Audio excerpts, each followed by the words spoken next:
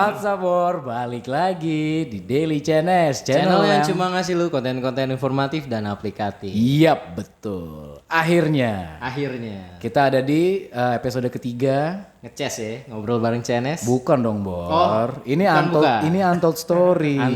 Iya. Kan kita lagi ingin mengenal lebih dekat nih kan. Sekarang akhirnya ya kan pakar cinta kita udah ada di kursi panas. Wow. Malam ini sih nggak jauh beda ya sama yang sebelumnya. Iya, betul sekali. Jadi kita sudah bersama Talha. Muhammad Talha. Halo. Ya, Tuan Salam, silahkan dieksekusi. Ya, gimana Bor? Kabar lu hari ini Bor? Wah, baik banget bro. Baik banget ya. Kesibukan lu apa nih hari-hari ini? Gue jadi video editor ya di media e-sports. Media e-sport. Apa nih Mobile Legend ya? Ya banyak gamenya, ada PUBG, ada Free Fire, ya Mobile Legend lah yang paling ramai di Indonesia. Gila. Tuan Ryan nih main ya. Iya, gue main Mobile Legend. Kaulah muda sekali. Iya. Ya, ini kekinian banget, men. Ini sudah masuk industri yang sedang ramai-ramainya. Wah, keren banget nih. Dari kapan nih lu fokus di e-sport? Awal tahun ya. Awal tahun. Iya, bulan Maret. Iya. Jadi memang Tuan Talha ini hobinya itu berurusan dengan editing ya. Mahakarya. Jadi ini memang seniman sebenarnya. Lu bisa lihat dari stylean hari ini. Styleannya memang paling kece sih. Oke, tapi gini, Tal.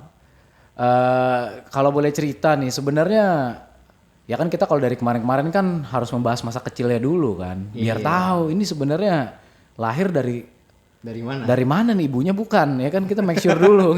Kita harus make sure dulu. Kalau ngomong emang ya. Ya, kita harus make sure dulu. Oke. Tuan Talha, sejauh yang gue tahu Tuan Talha ini seperti Tuan Salam, mempunyai darah Padang ini. Darah Padang, ya kan? Anak Pondok Gede ya, Jatiwaringin. Wah, ini gaul-gaulnya Bekasi banget. Jadi gimana? Lo waktu zaman sekolah emang punya mimpi lo tuh apa sih sebenarnya waktu dulu? Oke, mungkin langsung ini aja ya.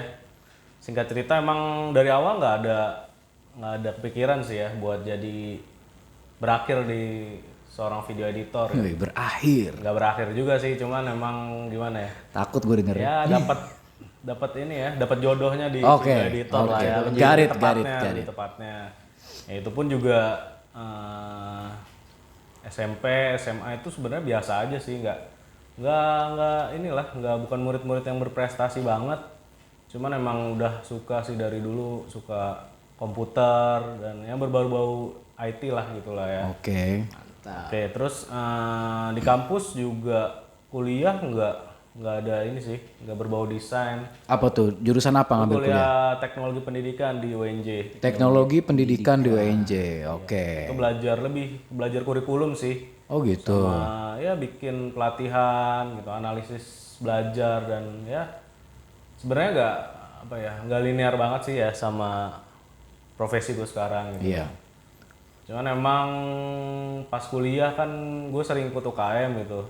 UKM ada namanya Sigma TV UNJ. Sigma TV. Halo Sigma TV UNJ. Itu belajar tentang sinematografi dan audiovisual gitu. Ya di situ emang kebetulan sih ekosistemnya terbentuk banget di situ. Gue belajar, keinginan gue belajar tuh muncul dari sana. Dan tapi emang jujur sih kebanyakan belajarnya ya belajar sendiri gitu loh. Jadi emang jadi memang Tuan Talha ini otodidak ya, berarti bisa dibilang ya? Iya, betul. Oke. Karena emang ya kita lihat sendiri UNJ itu kampus pendidikan kan yang utamanya gitu. Cuman emang kalau misalnya buat hal-hal yang berbau dengan videografi gitu bukan bidangnya banget dan ya harus belajar lah. Apalagi sebenarnya zaman dulu juga YouTube banyak kan ya ininya. Nah dari situlah belajar gitu. Oke, jadi dari yang gue lihat ini tadi Tuan Talha bilang bahwa sebenarnya jurusannya tidak linear dengan apa yang lo lakuin saat ini. Tapi sebenarnya tadi teknik apa belajarnya? Teknologi pendidikan ya. Sebenarnya kalau kita lebih telisik lagi ya Tuan Salam ya. Iya. Sebenarnya teknologi pendidikan ini itu tuh sangat berhubungan sebenarnya dengan skill ya. Ya, dengan mungkin lebih ke keterampilan lah. Jadi Apalagi sekarang kan berbau digital semua ya. iya betul. Jadi sebenarnya menurut gue masih ada hubungannya ya. Kalau menurut gue nih, kalau kita lebih telisik lagi pendidikan dengan kemampuan-kemampuan digital ya, kita sekarang di era digital. Dari tadi yang seperti Tuan Talha bilang, ujung-ujungnya dia otodidak seperti skill editing ya kan, editing video, visual effect itu sebenarnya masih ada hubungannya. Iya benar. Benar, masih ada hubungannya. Karena pasti nanti pengembangannya tuh ujung-ujungnya ketemu-ketemu juga tuh. Iya, karena emang sebenarnya ini sih ya, dulu emang ada konsentrasi media pembelajaran lah ya, yaitu emang apa ya, yang nge-build desain buat inilah ya, apa multimedianya di bidang pendidikan gitu. Cuman gitu. kebetulan yang gue bilang nggak linear tuh karena gue nggak milih konsentrasi itu. Oke. Tapi memang yang Ryan bilang bener sih, maksudnya yang zaman sekarang digital bahwa semua orang tuh kayaknya minimal banget bisa lah kemampuan multimedia, apalagi kan pendidik gitu, ngedeliver pesan atau sekarang belajar kan nggak selamanya di buku atau kan butuh video lah, butuh ya desain apa yang dari sosmed atau ya digital lah gitu ya. Kan butuh kemampuan multimedia ya. Sekarang emang kabarnya sih di kampus gue itu udah nggak ada lagi tuh konsentrasi media pembelajaran. Jadi itu emang udah jadi sebuah kemampuan lah ya, kemampuan yang general untuk semuanya. Gitu. Bener sih emang bener, semuanya punya kemampuan itulah minimal gitu. Berarti selain UKM lu belajar sendiri ya tadi ya? Ya, belajar sendiri ya. YouTube ya, dari YouTube juga. Dan memang kita lihat kalau kita lihat Tuan Talha ini setelannya ini style-stylenya Casanova ini sepertinya. Sangat-sangat ini tipe-tipe seperti ini biasanya banyak disukai wanita-wanita. Waduh. Sayangnya enggak ini bukan nanas. Nanas lah. Dia bahas video lalu ternyata tuan-tuan. Nanas itu lebih segar. Iya tapi ini gemai-gemai ya kan. Agak-agak kayak model squishy. Apalagi ya squishy sekali, apalagi membawa ilmu teknologi pendidikan loh. Siapa wanita yang gak mau dididik oleh seorang pria, men? Masih benar. Ini aduh, sangat. Ini semakin menarik. Gue semakin kepo nih. Kayak melenceng nih. Ini gak melenceng pak. Gue semakin kepo nih. Sebenarnya gini, kita balik lagi ya. Kita bahas teknologi pendidikan. Otomatis pasti ada semacam apa ya, pemikiran lah di masa lalu ketika Tuan Talha memutuskan, wah gue kayaknya harus ngambil jurusan ini gitu. Apa mungkin di masa yang akan datang Tuan Talha ini punya mimpi seperti membuat sekolah, ya kan? Atau seperti menjadi seorang guru besar, atau mentor yang memang mentor tapi yang bukan sembarangan pak, bukan mentor yang kalian nggak mungkin dong. Lu lihat setelan kayak gini nggak mungkin jadi mentor yang gratisan, enggak pak, nggak bisa. Ya kita tanya aja langsung gimana nih. Tuan Talha, apakah di masa depan memang ada pikiran bahwa gue kayak mau bikin sekolah, akademi lah atau apapun itu? Oke, jadi emang apa ya,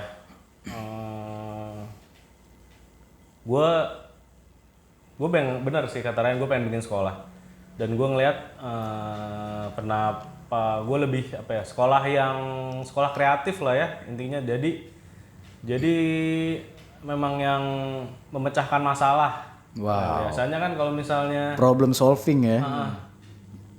Emang ini masih abstrak sih pikirannya, cuman kan kalau ngelihat dari ekosistem kerja gue gitu ya, maksudnya emang kerja gue tuh emang bisa dibilang sesuatu yang jarang banget gitu ya. Ya lu freelance di rumah aja tapi lu cuman ngedit video dan multimedia dan gue rasa sekolah perlu sih ngajarin itu. Pertama emang kreativitasnya perlu lebih diajarin dan ya nggak terlalu apa ya, gue ngeliat kayak kita terlalu banyak ngerjain soal tuh yang jawabannya udah ditentukan gitu loh. Textbook banget lah gitulah ya. Textbook dan nggak apa ya, nggak pemecahan masalah. Dan kalau misalnya apa yang menguji spontanitas juga. Paling ya mungkin kebayangnya Berarti skill of improvisation juga ya, di situ kita harus belajar improvisasi ya. Ya. tapi ya itu mimpi sih. Tapi sebenarnya sekolahnya nggak sekolah yang benar-benar formal sih ya. Cuman gimana caranya orang yang dari sekolah formal gitulah ya masuk ke tempat gue tuh siap buat kerja. bisa atau siap untuk menjawab solusi lah ya atas klien. Betul. Ya nggak sekedar masukin CV tapi memang dirinya punya berbagai macam solusi lah gitu loh untuk kliennya gitu lah ya. Ya kerjanya nggak yang selalu lurus aja lurus gitu. Emang kita memang bener sih emang harus kerja jenjang karir gitu. Cuman kan emang kalau misalnya yang lebih kreatif ya dia bisa ketika butuh ya dia bisa melakukan apa aja gitu loh selama memang masih dalam bidangnya gitu loh misalnya. Ya mungkin itu bisa dibilang versatile nggak sih sebenarnya. Jadi even apa sih? Jadi walaupun lo ahli di satu bidang, tapi itu nggak berarti lo cuman istilahnya ya bisanya bidang itu doang gitu. Tapi dia pasti ya at least Cari-cari yang lain lah, yang masih relate lah ya gitu. Benar. Dia juga paham akan itu. Jadi nggak terlalu kecil sih ininya gitu ruang lingkupnya. Oke, kalau gua dengar Tuan Salam katanya kepo juga nih. Iya. Jadi yang gue pengen tahu nih kan tadi lu bilang karir lu nggak semulus yang kayak yang lu ceritain tadi. Jadi gue pengen tahu nih tantangan terbesar dalam hidup lu untuk bisa sampai saat ini gimana nih? Mungkin teman-teman pengen tahu juga kan? Ini pertama gue jujur sih gue merasa orang yang paling mungkin bisa dibilang beruntung sih ya. Karena seumur hidup gue buat kerjaan ini gue belum pernah kerja kantoran. Cuman di PKL doang waktu itu ya, gue di BKN karena memang gue kuliah di pelatihan gitu, maksudnya fokus di pelatihan waktu itu konsentrasinya dan dibawa ke tempat diklat. Nah di situ ya gue ngerasain banget kerja di kantoran ya emang agak agak boring gitulah ya. Terus juga statis gitu, kerja stagnan gitu, terus juga nggak dinamis, yang monoton gitu aja jalan mengulang dan ya itu repetitif lah ya. Kayak gue terbantu sih karena gue ikut UKM. Jadi kalau boleh jujur sih porsi gue di UKM itu mungkin 70% kali ya, atau nggak 60 lah ya kasarnya. 60% gue lebih sering di UKM gitu. 40% gue kuliah gitu. Walaupun emang ya gue nggak kumlot, cuman ya masih batas normal lah ya. Bisa dibilang aktivis nggak nih? Ya bisa lah ya, karena gue juga ya gue jenjang karir di UKM itu juga sampai titik teratas lah ya gitu maksudnya.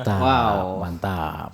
Ya sampai ngerasain lah ya mimpin sebuah organisasi mahasiswa dari berbagai jurusan gitu. Keren, pasti lu banyak dapat pengalaman keren dan pelajaran menarik ya ketika lo ada di situ. Yes, bener banget. Dan ya gimana caranya menghadapi generasi atas, generasi bawah. Jadi temennya tuh nggak seangkatan aja gitu. Lo bisa belajar nge-treat adik-adik lo yang di bawah gitu.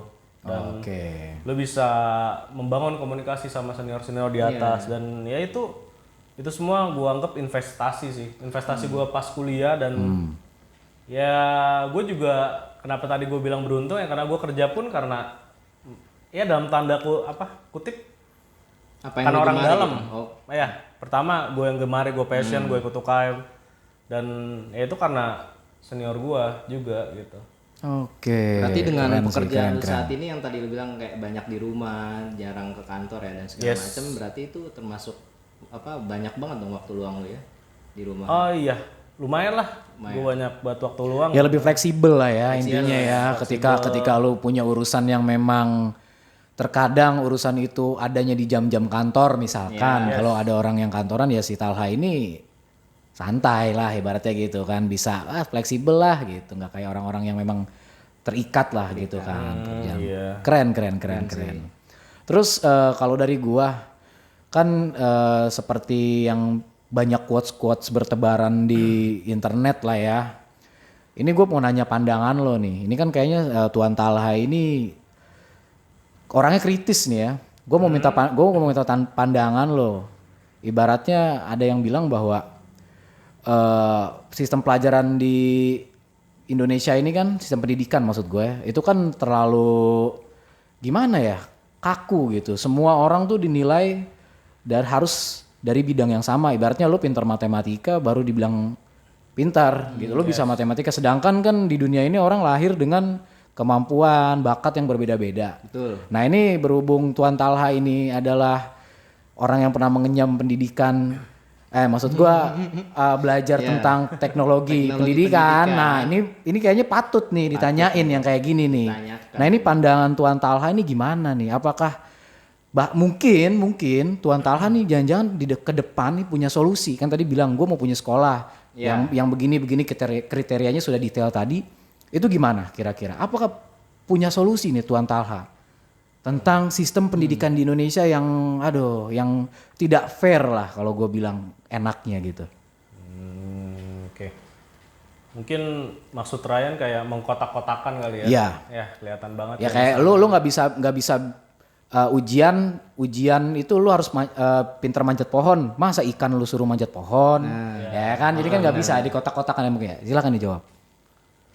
Ya gimana ya, memang kalau menurut gue sih ya itu emang udah secara global kali ya. Itu pertama memang udah disusun itu lu harus belajar pelajaran-pelajaran dasar gitu lah ya. Oke. Itu satu.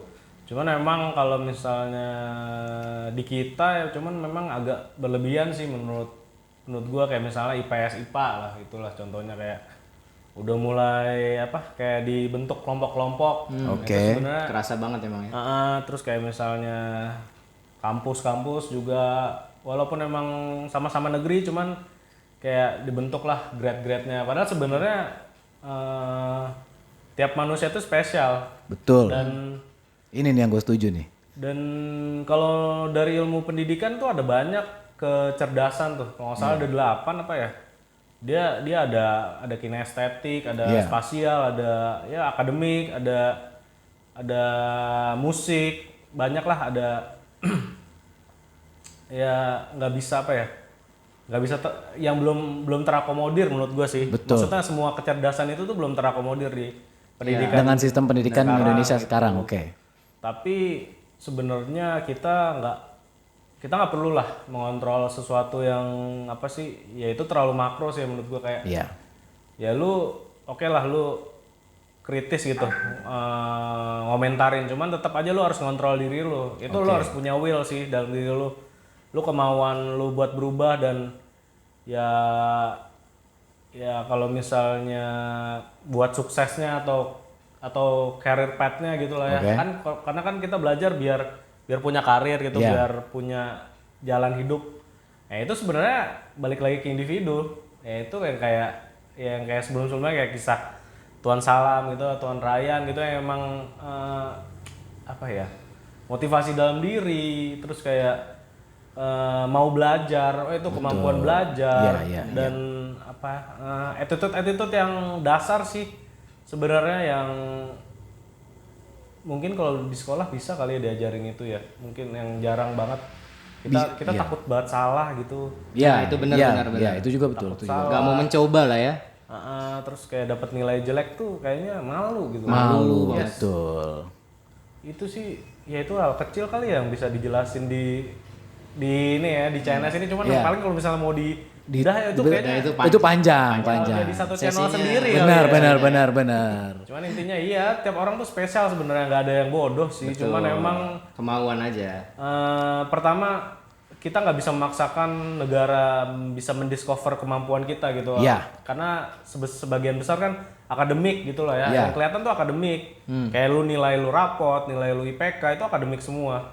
Dan kayak kecerdasan lain kayak misalnya lu pinter ngomong, pinter attitude gitu yang di bawah undercover lah ya istilahnya, kayak yang deep banget tuh. Itu emang ya kita nggak bisa memaksakan pemerintah, ya kita sendiri lah yang akhirnya kita harus usaha sendiri ya untuk mendiscover dan mendevelop itu sendiri ya kan, tidak melalui pendidikan formal seperti itu. Oke, tadi Tuan Salam sepertinya ingin menanyakan tentang tips ya. Tips ya. Yang akan tadi Tuan Talha berikan tips kepada bor-bor di rumah. Sebenarnya gue pengen nanya dulu prinsip hidupnya Tuan Tala. Oke, iya benar, prinsip hidup. Lebih ke prinsip ya. Kan tadi kita udah lihat Enggak nih, dong, enggak berat dong. dari awal dia memulai karir, terus kayak mencoba untuk belajar sesuatu hal yang baru gitu Benar, kan. benar. Oke, prinsip ini ya.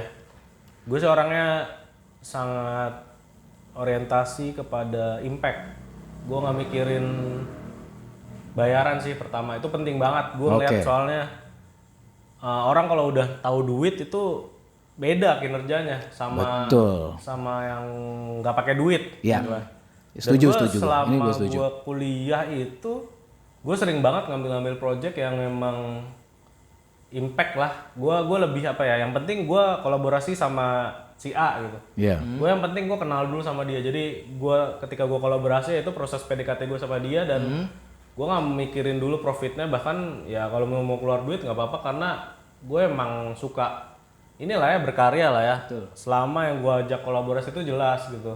Iya, dan memang itu banyak hidden value men sebenarnya men. Itu banyak masuk hidden profit juga sebenarnya. Iya, kalau tapi memang kolaborasi yang sama orang intangible, yang intangible itu seperti itu. Justru menurut gua itu harganya lebih mahal Pak dibandingkan lebih mahal. dibandingkan Nggak dapet kan di ya, sekolah. dibandingkan uang event ya. Jadi kadang emang ya investasi network sih. Benar, betul. Kadang ya kita nggak bisa tiba-tiba datang dan ngajak collab So untuk kenal gitu ya. profit oriented. Wow, itu malah ini ya apa namanya ngejelekin citra kita sendiri sebenarnya kalau kayak gitu. Image-nya jadi jelek ya nggak sih menurut lo? Enggak, cuman karena memang kayaknya di dunia gue tuh kebanyakan emang kayak kita inner circle banget ya kerjanya dan based on trust. Jadi ya gue emang udah menawarkan value gue yang kayak begini dan tanpa harus gue bicarakan atau terlalu nego-nego banyak ya. Mereka pun juga tahu gitu value gue berapa dan kinerja gue kayak gimana. Jadi ya nggak formal banget sampai bikin pasal itu. Jadi ya based on trust banget kerja gue. Benar. Setuju gue apa yang tadi dikemukakan Tuan Talha ya memang. Tapi di balik semua ini gue butuh sosok yang menjadi ya itulah jadi support system ya, support system aja deh ya. kita bicara support system itu siapa sih sebenarnya? Keluarga kah? Pacar kah? Atau TTM? Oh enggak. Tuan Casanova. Oh enggak. Gimana? Emang apa ya? Pertama even gue ngerasa ini pekerjaan gue tuh justru nggak linear juga dengan karakteristik keluarga gue. Wow. Maksudnya kan ada yang keluarga dokter terus jadi dokter gitu. Dan ini emang gue nggak ada yang dari video editor gitu keluarga gue. Tapi gue percaya bahwa orang tua gue tuh doanya kuat. Wow, betul. Dan ini emang didikan, keren sih. Didikan nyokap gue tuh gimana ya? Ya disiplin banget men. Maksudnya didikan ya gue gak tahu sih mungkin orang Padang kali ya, maksudnya strike banget. Kayaknya semuanya. Kayaknya itu ya. Itu tergantung bisa, sih, tergantung juga. Ya bisa.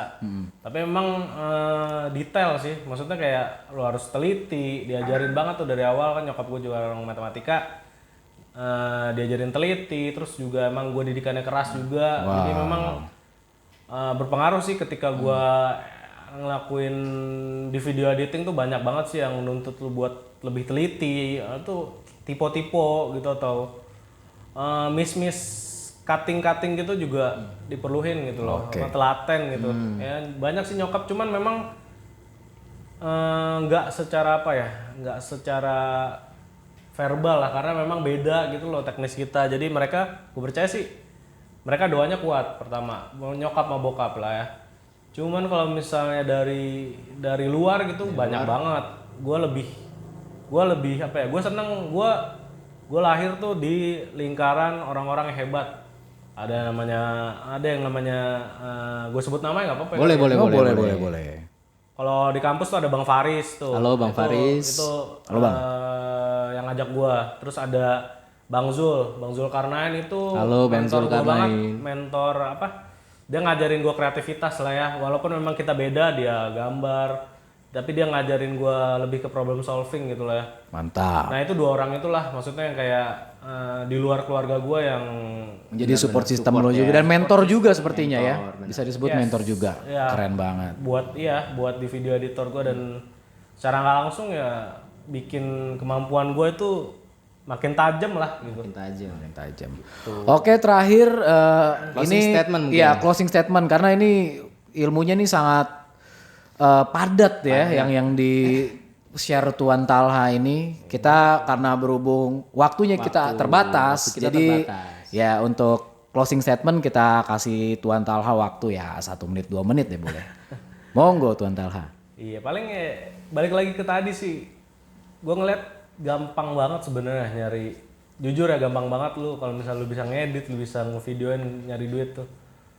Cuman yang pengen gue tekenin ya walaupun lu dibayar mahal, maksudnya lu nggak boleh ngeliat tuh value-nya bayar mahal, bayar murah gitu, tapi tetap kinerjanya harus total gitu loh.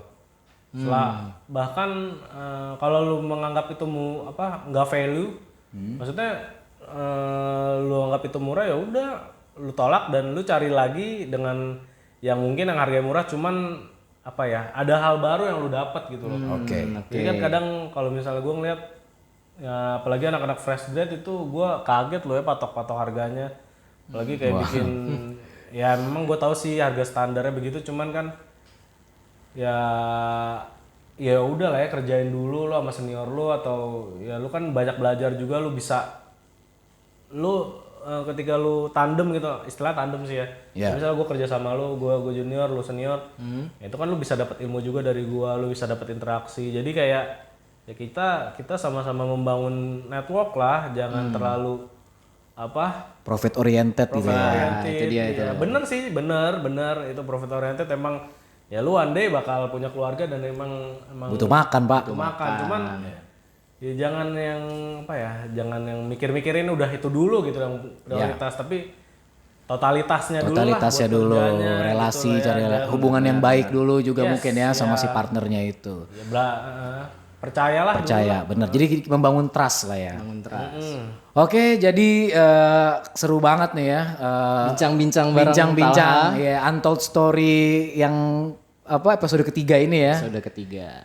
Oke, balik lagi biasa buat bor-bor semua di rumah, buat tuan-tuan semua di rumah, bisa langsung komen aja ya. Komen aja. Nah, kalau misalkan Kalau ada mau pertanyaan mungkin atau share, minta-minta tips. minta tips atau mau ikutan share juga boleh.